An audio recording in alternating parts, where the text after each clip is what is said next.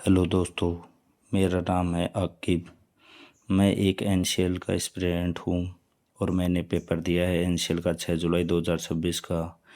उसका मैं मोस्टली आपको रिव्यू देना चाह रहा हूँ। कौन कौन से हमारे द्वारा आयोग द्वारा प्रश्न पूछे गए हैं उसमें हम पहले बात करेंगे करंट अफेयर। इसका वेटेज 6 से 7 क्वेश्चन था जिसमें क्रिकेट को ध्यान में रखते हुए करीबन 3 क्वेश्चन पूछे गए।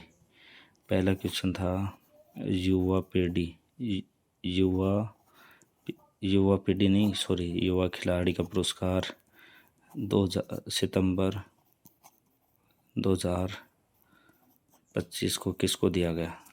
2025 का किसका दिया गया। पहला था उसमें ऑप्शन थे सूर्यवंशी था और आयुष मात्रे था, वो आप ऑप्शन के थ्रू देख लेना। दूसरा क्वेश्चन था एशियन कप किसने जीता। एशियन कप विनर कौन था 2025 का, तो वो भारत था। एशियन कप कहाँ खेला गया 2025 वाला, तो वो यूएई था। चौथा फोर्थ पर्सन था जिसका हम कर सकते हैं रिव्यू सेमीकंडक्टर के तौर पर, मतलब कितना हमारा बजट रखा गया सेमीकंडक्टर का, तो वो 400 बिलियन था जो आपने देखा। और कुछ परसेंट 1% डीआरडीओ से था, वो मेरे लगभग याद नहीं है। 3% बायो की। पहला था मटर का पौधे पर किसने किया, तो वो आएगा मेंडल। दूसरा था एक पीढ़ी से दूसरी पीढ़ी में मतलब जाना, तो वो क्या कहलाएगा, वो आएगा वंशानुक्रम। उसका आंसर वंशानुक्रम था। तीसरा था, मैं क्वेश्चन बोल रहा हूँ मैं टाइप नहीं कर रहा हूँ, इसमें हमारा ज़्यादा समय खर्च होगा। तीसरा क्वेश्चन था कि मतलब एक कोई मोस्टली पिंड है उसका 2 भागों में टूटना क्या कहलाता, वह कहलाता अपघटन। ये हमारे बायोलॉजी के 3 क्वेश्चन आए थे जो मोस्टली मेरे को याद हैं। अब हम बढ़ते हैं मैथ की तरफ। मैथ में ज़्यादातर एडवांस पूछा गया था जो एक रोल प्ले करेगा पेपर में एडवांस। करीबन मैं क्वेश्चन मान सकता हूँ 5 से 7 क्वेश्चन। 2 समरूप त्रिभुज से थे जिसमें एक में तो उसका क्षेत्रफल दे के त्रिज्या निकलवा रखी थी, एक में क्षेत्रफल दे रखा था उसका 1.2, उसकी त्रिज्या पूछ रखी थी, उसका आंसर हुआ 1.4। और पहला क्वेश्चन। दूसरा क्वेश्चन था ऐसे मतलब कोई समरूप त्रिभुज का क्षेत्रफल दे के उसकी हमारी त्रिज्या निकलवा थी। एक था माध्यिका का क्वेश्चन। माध्यिका के क्वेश्चन में हमें एक त्रिभुज दे रखा था जैसे ABC, इस पे तीनों साइड से माध्यिका खींचेगी, तो इसका हमारे द्वारा दे रखा था उसने 36, तो उसने इसका और इसका पूछा था हमारे को प्लस करके, तो इसका आएगा आंसर 72। तीसरा क्वेश्चन था हमारा नवधारा से। नवधारा मतलब कि उसमें हमारे को या तो एक्स या पता नहीं वाई की चाल निकालनी थी, उसका आंसर था 9। चौथा क्वेश्चन था हमारे द्वारा टी व टू टी द्वारा काम किए गए काम को, ऐसे कुछ क्वेश्चन था एक जिसमें पाइप और नल का क्वेश्चन था, जिसमें टी व टू टी वाला क्वेश्चन, उसमें आंसर आएगा 20। जो मेरे द्वारा किया गया है मेरे ख्याल से वो सारे सही हैं। एक ट्रेन का क्वेश्चन था जिसमें वो विपरीत साइड से आ रही थी या पता नहीं अपोजिट साइड जा रही थी, ऐसा कुछ क्वेश्चन था आया। अच्छा, एक क्वेश्चन था मतलब काम वाले क्वेश्चन से लगभग 2 या 3 से क्वेश्चन पूछे गए हैं।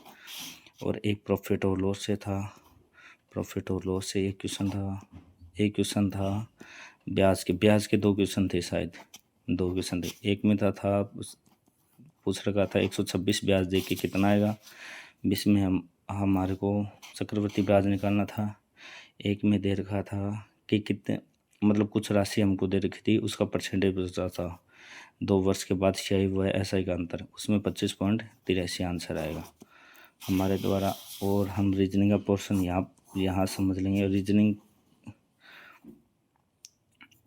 रीजनिंग में कौन कौन से प्रश्न हैं? लगभग 10 से 11 प्रश्न मेरे ख्याल से आए थे। उसमें से कुछ में मतलब वर्ण, यहाँ पे व्यंजन देखिए, इधर वाले साइड में एक व्यंजन है और इधर स्वर है। ऐसे कितने सब थे, बाएं से दाएं देखने थे, कई दाएं से बाएं देखने, ऐसा कुछ क्वेश्चन थे। सीरीज के क्वेश्चन थे दो तीन हम मान सकते हैं, जैसे अल्फ़ाबेट से थे। ऐसे कुछ क्वेश्चन आए रीजनिंग में आमतौर पे। ट्रैफिक भाग में ज़्यादातर मैं क्वेश्चन आपको बोल के बताऊंगा, क्योंकि उसमें लिखने में ज़्यादा टाइम वेस्ट होगा हमारा। पहला क्वेश्चन आया था ट्रांसमिशन सिस्टम से, कि मतलब हमारे को अधिक लोड शुरुआत में गाड़ी को स्टार्ट करने में कौन सा गियर करें। तो उसमें फर्स्ट गियर इस्तेमाल होगा। दूसरा क्वेश्चन था कैम्बर कोल से, पॉजिटिव कैम्बर कोन का पूछ रखा था, तो उसमें टायर बाहर की ओर घिस आउट करेगा। थर्ड क्वेश्चन था ऑटोमेटिक ट्रांसमिशन में कौन सा अपने ऑटोमेटिक गियर बदलेगा। तो उसमें क्वेश्चन में आएगा फ्लाई व्हील भी ऑप्शन में था और ECU भी था, और एक में था मतलब बैक की साइड कौन सी लाइट होती है, वो टेल लाइट थी। एक में था मतलब एक का भी आंसर ECU ही था। एक रेक्टिफायर आया था जो AC को DC में बदल, रेक्टिफायर AC को DC में बदलता है। एक पूछा था बैटरी में कौन सा, लेड एसिड बैटरी में कौन सा वो विघटन डालते हैं। H2SO4 था। सल्फ्यूरिक अम्ल नाम लिख के आया था, H2SO4 नहीं आया था उसमें, मतलब नाम आया था, सूत्र नहीं आया था। एक हमारे ऑप्शन में खनिज तेल ऑप्शन में था, और मोस्टली क्वेश्चन यहीं से थे। और कुछ मतलब गोले के और पीली बत्ती के ज़्यादा क्वेश्चन थे। लाइन चेंज करने में क्या क्या प्रयोग लेंगे, इंडिकेटर करेंगे, हॉर्न दबाएंगे, ऐसा कुछ ऑप्शन में था, वो था। और बस ज़्यादा एक स्टीयरिंग से प्रश्न था कि स्टीयरिंग मतलब कि जितना हम स्टीयरिंग को मोड़ते हैं पहिए उतने ही मुड़ते हैं, तो इसमें कौन सा कंपोनेंट काम आता था। तो उसके ऑप्शन थे स्टीयरिंग गियर बॉक्स है, उसमें मतलब थे 2-3 ऑप्शन और थे। उसका आंसर शायद कौन सा टाई रोड था, याद आ गया, टाई रोड करके आया हूँ मैं, और मेरे को पता नहीं, मेरे को वही लगा, और मेरे साथ वालों को 2-3 को पूछा तो लगा। तो आपको रिव्यू कैसा लगा NCL एमरोमीटर का। और मैं जल्दी ही कट ऑफ पे भी वीडियो बनाऊंगा, क्योंकि आप लोग देख पा रहे होंगे कि ज़्यादातर लोग आपको गुमराह कर रहे हैं कि 72 पे हो जाएगा, 71 पे हो जाएगा, 70 पे हो जाएगा। मोस्टली ऐसा नहीं होगा, क्योंकि इसमें जो बच्चे पढ़ने वाले हैं ना, जो मतलब कि ओनली फॉर ड्राइवरी के करें, उनका सिलेक्शन बहुत कम होने वाला है। क्योंकि इसमें ऐसे कुछ बच्चे बैठे हैं पेपर में, जैसे मैं एक ऐसे एस्पिरेंट हूँ, बल्कि मैंने इस पेपर को मेरे दोस्त के कहने पर दिया है, तो उस हिसाब से होगा, तो उस हिसाब से सिलेक्शन कम होंगे। इसीलिए मैं कट ऑफ पे वीडियो लगाऊँ, और वाजिब वो कट ऑफ की वीडियो आप देख पा रहे होंगे। कट ऑफ आएगी उस दिन सेम टू सेम रहेगी, क्योंकि मैंने 3-4 भर्तियों की पहले भी चैनल पे कट ऑफ बनाई हैं, उनमें ही भी लगभग 2 से 3 नंबर का ही फ़र्क आया है, ज़्यादा नहीं फ़र्क आया, जिसमें से मेरे पास डेटा नहीं रहता है। फिर भी मैं खुद पेपर दे के फिर कट ऑफ बनाता हूँ, ना कि ऐसे कि बाहर बैठ के 70 हो जाएगा, 75 हो जाएगा, 71 पे हो जाएगा, ऐसा कुछ नहीं होने वाला है। हाँ, शायद SC की इतनी ही जाए, ST की भी इतनी ही जाए, वो हम कट ऑफ की चर्चा अलग वीडियो में करें। Thank you for watching and subscribe my channel.